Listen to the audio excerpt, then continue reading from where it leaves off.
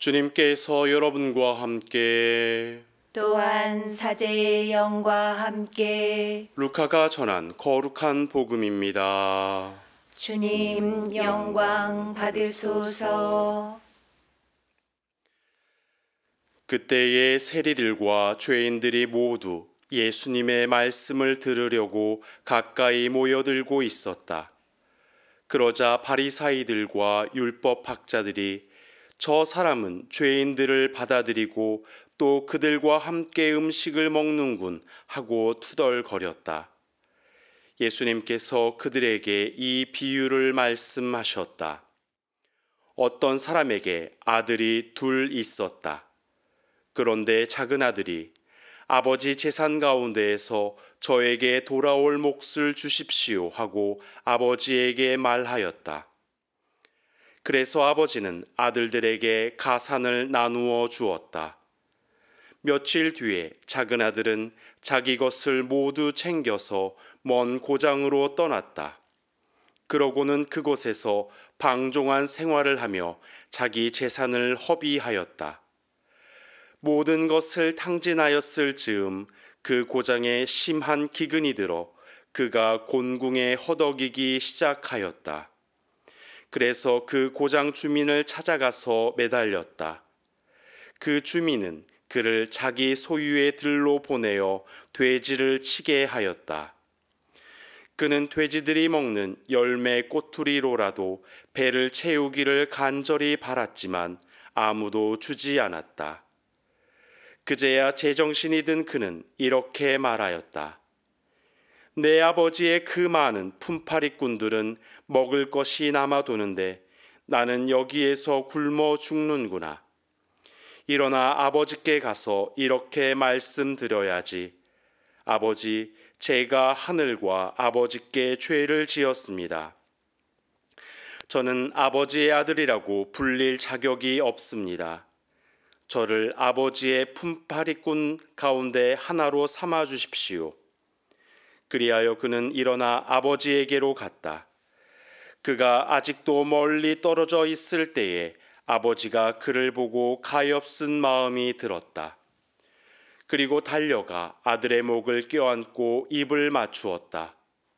아들이 아버지에게 말하였다. 아버지, 제가 하늘과 아버지께 죄를 지었습니다. 저는 아버지의 아들이라고 불릴 자격이 없습니다. 그러나 아버지는 종들에게 일렀다.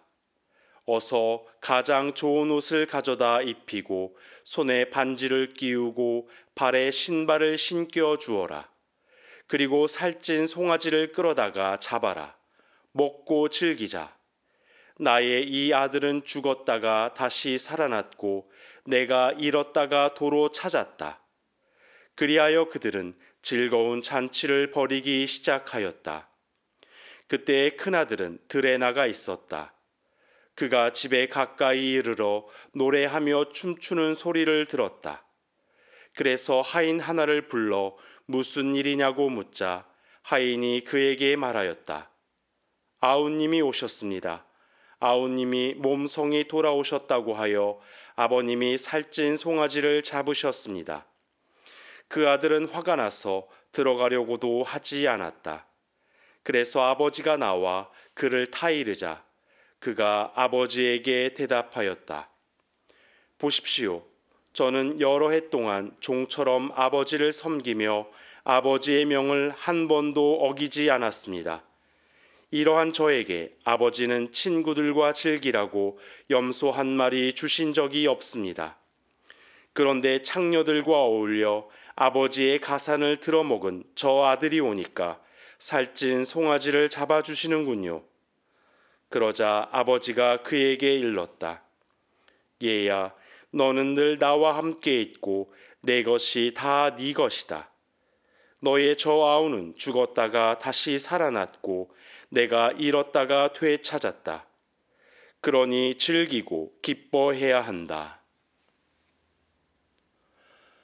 주님의 말씀입니다.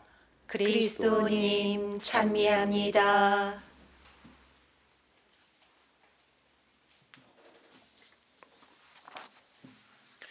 참 예수님, 참 예수님.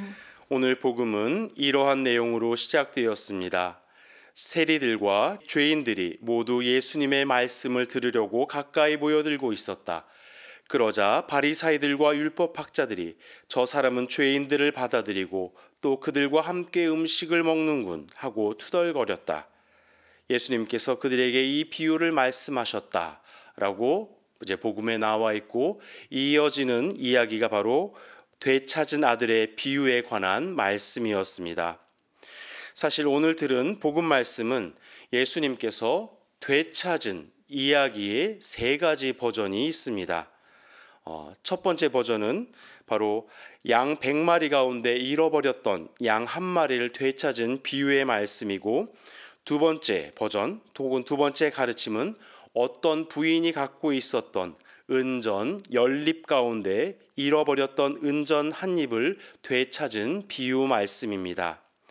그리고 되찾은 비유의 말씀 세 번째는 바로 오늘 우리가 들었던 스스로 아버지를 떠나 타락한 삶을 살다가 자기 잘못을 뉘우치고 되돌아온 잃었던 작은 아들을 되찾은 아버지의 이야기가 바로 오늘 우리가 들은 복음의 말씀의 세 번째 비유 말씀입니다. 그런데 저는 오늘 복음과 독서 말씀을 묵상하며 교회는 왜 사순 제2주간 토요일 복음 말씀으로 되찾은 아들의 비유를 읽게 하면서 독서 말씀으로 미카 예언서를 함께 읽도록 독서와 복음을 배치시켰는지 생각해 보았습니다. 미카 예언서의 주요 내용은 북이스라엘 왕국과 남유다 왕국 지도자의 타락을 통해 왕국의 구성원 전체가 악에 빠진 현실을 고발합니다. 그리고 왕국의 멸망을 예고하면서 이는 하느님의 심판으로서 그 원인은 왕국의 지도자에게 있음을 말합니다.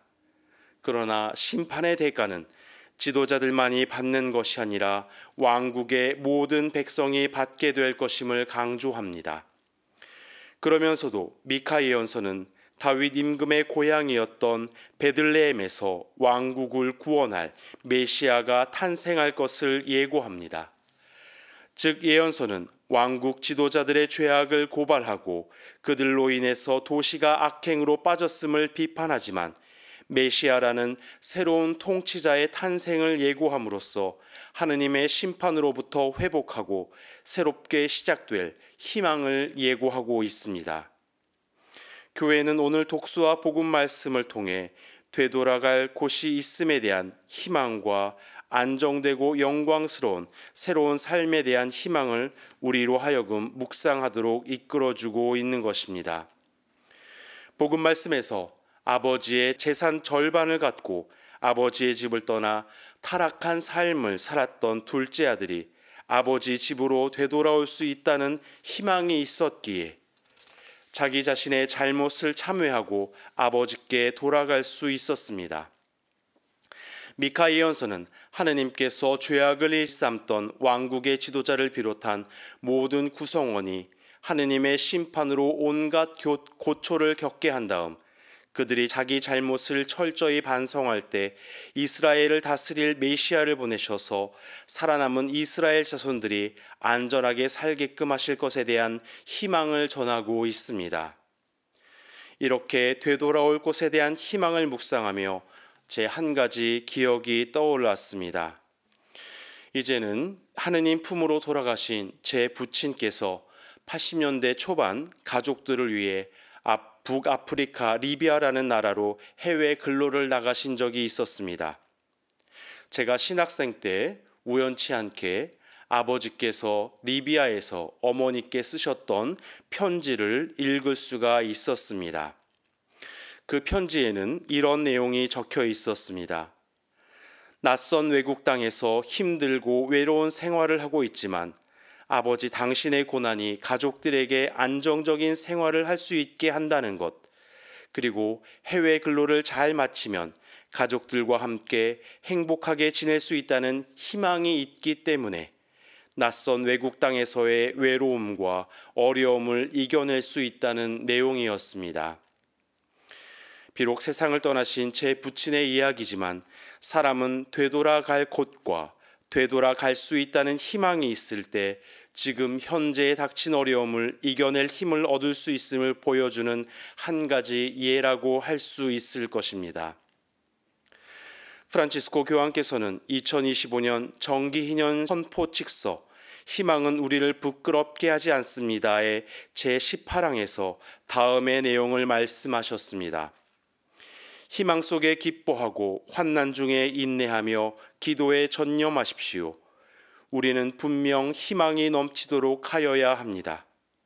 우리 각자가 미소, 우정의 작은 몸짓, 친절한 눈길, 기꺼이 귀 기울이는 경청, 선행을 베풀며 예수님의 영 안에서 이러한 행동들이 전해지는 이들에게 희망의 풍성한 씨앗이 될 수 있음을 인식할 수 있게 될 것입니다. 요즘 사회 전반에 걸쳐 많은 이가 어려움을 겪고 있습니다. 이러한 어려움은 많은 사람으로 하여금 신앙생활에 마음을 기울이게도 하지만 삶의 다양한 어려움은 신앙생활에서 우리 자신을 멀어지게도 합니다. 이렇게 신앙으로부터 멀어지고 있는 사람들이 신앙생활을 다시금 가까이 하도록 하기 위해서 우리 모두 함께 희망을 지녀야 하겠습니다.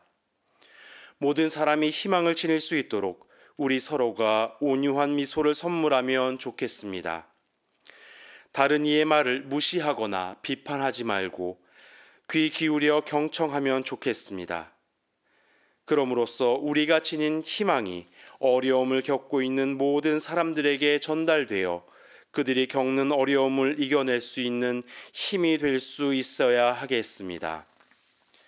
마지막으로 로마서 8장 35절과 37절에 나온 바오로 사도의 권고를 되새기며 강론을 마치겠습니다.